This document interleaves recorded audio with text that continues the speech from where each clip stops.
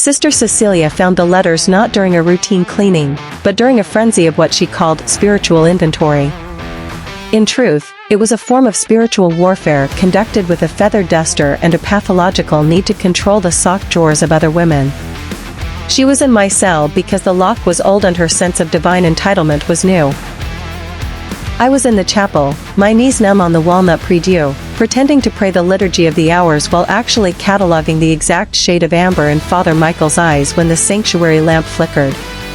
I didn't hear the rustle of her habit, didn't sense the shift in the stale, incense-thick air. All I knew was the ache in my chest that had nothing to do with God and everything to do with the man on the other side of the confessional screen every Tuesday at 2 a.m. The letters were under a loose floorboard beneath my cot. Not exactly the Vatican vaults, but I figured if a sister was on her hands and knees in my personal space, she deserved the splinters she got. They were tied with a frayed piece of the purple cincture Father Michael had worn during Advent 2 years ago, the first time his hand brushed mine while passing the chalice, and the shock of it nearly made me drop the blood of Christ onto the marble. Sister Cecilia didn't knock. She never did. She was a woman who had mistaken the vinegar of her disposition for the wine of the Holy Spirit. When I returned from the chapel, still dizzy from the scent of old wax and Michael's whisper that he loved the sound of my footsteps on the stone floor, I found her standing in the center of my room like a black obelisk of judgment. The ribbon was dangling from her fingers. The letters, pages of them. Some on convent stationery, some on the back of church bulletins, one particularly damning one on a napkin from a diner 3 towns over where we had shared a slice of cherry pie and he had called me Eleanor instead of sister, were fanned out on my thin, penitential blanket like a deck of tarot cards promising the worst future imaginable. You have been busy in the garden of the flesh, Sister Eleanor. Her voice was the sound of a rusty hinge on a tomb. My stomach didn't drop. It evaporated. There was just a cold, vast cavity where my organs used to be. The cavity was quickly filled with a roaring, blasphemous rage. I wanted to smack the smug piety off her parchment-dry face. I wanted to tell her that her God was a voyeur who created nerve endings just to watch us burn for using them. But I was a nun. Not yet final vowed, thank the Lord for small mercies and Mother Superior's procrastination in scheduling the profession ceremony, but I had worn the veil for 3 years. I knew the script. Sister, those are private meditations, I said, my voice steadier than my knees. Meditations on the Song of Solomon, perhaps, she sneered, holding up a page where Michael's handwriting, a messy, passionate scrawl so unlike his liturgical precision, detailed the exact topography of my collarbone. Except the Shulamite woman did not, as far as I recall, describe her beloved's hands as strong enough to crack the paten but gentle enough to trace the hem of my scapular like it was spun gold. Hearing Michael's words in her mouth was a violation worse than any I had ever imagined. It was like watching someone take the Eucharist and use it as a coaster for a cheap beer. We are planning to leave, I said, abandoning the pretense of defense. There was no point. She had read about our plan to drive west, to find a small town where nobody knew the weight of a chasuble or the restriction of a wimple. She had read his promise to get a job teaching history. He loved the Crusades, the irony of which was not lost on us, and my promise to bake bread that wasn't destined for the soup kitchen. Sister Cecilia laughed. It was a dry, rustling sound, like mice in the wainscoting. Leave? Eleanor, you foolish girl. You cannot leave the Almighty. You are a walking, breathing scandal. You think the bishop will just sign a release? You think Father Michael can just hang up his stole and walk into the sunset? He was ordained into the person of Christ. You are attempting to divorce Christ. He's a man, I hissed. His hands get dry in the winter from the sanitizer. He snores when he sleeps on his back. He hates the taste of cheap sherry and he loves God, but he also loves me. I am not divorcing Christ. I am embracing the incarnation. God made this skin. This hunger. Blasphemy, she whispered, but her eyes glittered with something that wasn't holy wrath. It was envy. It was the deep, cancerous envy of a woman who had buried her own desires so deep they had fossilized into self-righteousness. "The ultimatum," she said, folding the ribbon carefully around the letters. The gesture was obscenely delicate. "Tomorrow is the first Friday. Confession begins at 4.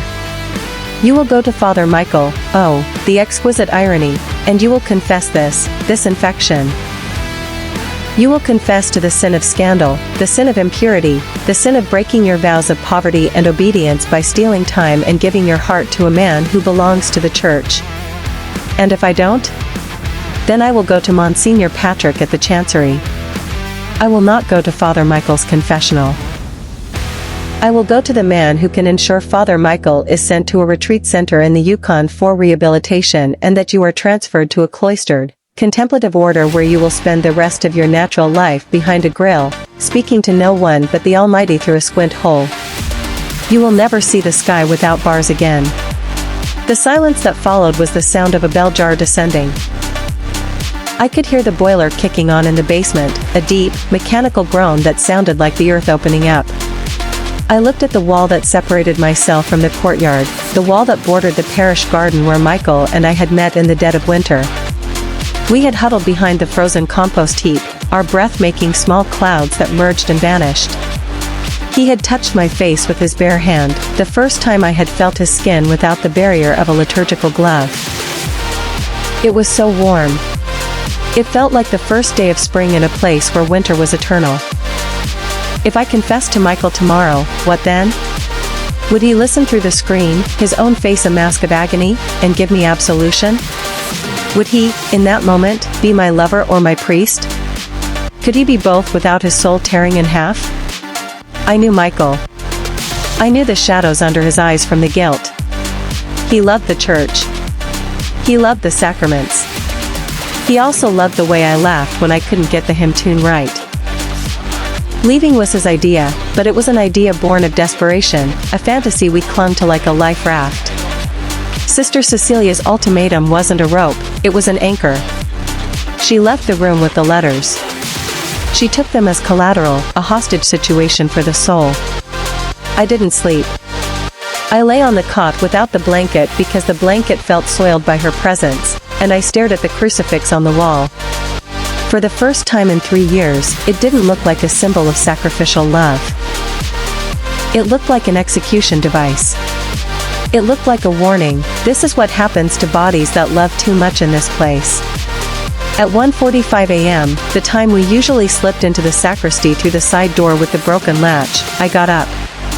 I put on my sneakers under my habit, a small rebellion I'd been doing for months, the rubber sole silent on the holy stone. I went not to the sacristy, but to the small, gated grotto dedicated to Our Lady of Sorrows. He was there. Of course he was there. He was sitting on the cold stone bench, staring at the statue of Mary with 7 swords in her heart. Even in the dim light from the street, I could see he hadn't shaved. He looked like a wrecked angel, a seraphim with a broken wing and a hangover of the spirit. She knows, I said. I didn't say who. He knew. The parish walls had ears and those ears were shaped like Sister Cecilia's pinched little face. He looked at me, and the amber in his eyes was all burned out. There was just ash. Eleanor. He never used my name in the grotto. Always sister. A flimsy shield. We have to go. Tonight. Right now, I said, the words tumbling out like the first stones in an avalanche. I have a little money. The car is gassed up. I'll leave the keys and a note for Mother Superior. We can be 3 states away by dawn. Eleanor. He said it again, and this time the sound was a door closing. Don't, I whispered, my throat closing. Don't you dare be noble right now. Don't you dare choose the institution over me. Not after the diner. Not after the cherry pie. He stood up and took my hands. His hands that wrote poetry about my collarbone. They were cold. If we run tonight, we run as cowards. And we run with the curse of scandal hanging over this parish forever. Every sermon I ever gave will be a lie. Every retreat you ever led will be a poison. So what? We stay and let her destroy us? You go to the Yukon and I go to a prison cell with stained glass? No. He squeezed my fingers, and I felt the faint tremor in his grip. We do what she asks. But not the way she wants. He explained it to me there, under the gaze of the Virgin with the 7 swords. It was an insane plan. It was a plan that required more faith than I had ever put in the Blessed Sacrament. He wanted me to go to confession tomorrow at 4 p.m. He wanted me to kneel in the dark box and hear his voice on the other side of the screen. And then, instead of a whispered list of sins, he wanted me to speak the truth, not as a sin, but as a vow. You will tell the priest that you have found a love that mirrors the love of Christ for the church, but it is a love of the flesh made holy by intention. And I, as the priest, will not absolve you of it. I will bless it. That's heresy, I breathed. You'll be defrocked on the spot. He smiled, a sad, crooked smile that made the amber flicker back to life in his eyes. Probably. But it's a public heresy. It's a heresy spoken into the official record of the seal of the confessional. Sister Cecilia wants a confession. She's going to get one. She thinks it will be a quiet, shameful whisper that lets her win. She doesn't realize that the confessional works both ways. What is said in that box is between me, you, and God. She can run to the Monsignor with letters, but letters are just paper. The confession, that is the sacrament. She can't use what she doesn't know, and she can't breach the seal. She wants us to turn ourselves in. Fine. We turn ourselves into each other. In front of God. And then we walk out the front doors of the church together. And the Yukon? He shrugged. It's cold. But I hear the aurora borealis is beautiful this time of year. And they don't have parishes in the Yukon. They have missions. They need teachers. And bakers. The next day, the church smelled like rain and burnt candles. Sister Cecilia was in the front pew, pretending to pray the rosary, her eyes fixed on the confessional door like a hawk watching a mouse hole. She gave me a thin, victor smile as I passed. I opened the heavy door. The familiar scent of old wood and stale breath hit me. I knelt. The screen slid open. I saw the shadow of his profile, the curve of his ear. His ear that I had traced in the dark of the sacristy. Bless me, Father, for I have sinned. The ritual words. The trap and the release. Go ahead, my child. His voice was a balm and a sword. I took a breath that tasted like the rest of my life. I did not list the times we met in the garden or the sacristy. I did not itemize the number of kisses we stole between the preparation of the gifts and the Agnus Dei. Instead, I said, I confess to the Almighty and to you, Father, that I have found God not in the silence of the cloister, but in the sound of another human heartbeat.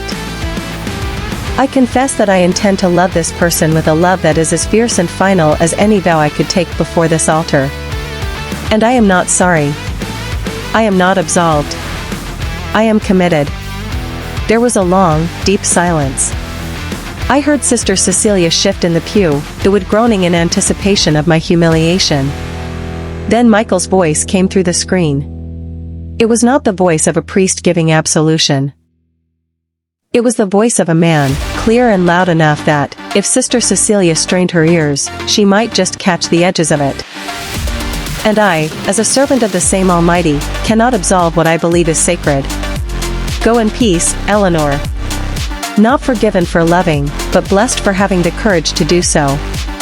Wait for me by the old oak tree. He closed the screen. I stood up. My legs were trembling, but my spine was made of something stronger than bone now. It was made of truth and heresy and the memory of cherry pie. I pushed open the confessional door. Sister Cecilia was staring at me, her eyes wide with confusion and dawning fury. She had expected tears, groveling, a long and shameful penance. I met her gaze and I smiled. It was not a smile of defiance. It was a smile of freedom. It was the smile of a woman who had just taken her first real breath in 3 years. I walked past her, my rubber-soled sneakers squeaking slightly on the ancient stone floor. I walked down the center aisle, past the Stations of the Cross, past the flickering sanctuary lamp. I pushed open the heavy oak doors of the church and stepped into the late afternoon sun. The old oak tree stood at the edge of the parking lot, its leaves just beginning to turn. I leaned against the rough bark and waited. I didn't know if we'd make it to the Yukon. I didn't know if we'd make it out of the county. But I knew that whatever happened next, it was ours. It was not a stolen hour in the sacristy. It was a holy union forged in the fire of an ultimatum, sealed with the words of a rogue priest who chose a woman's collarbone over the collar. And that was a damn sight better than a final vow.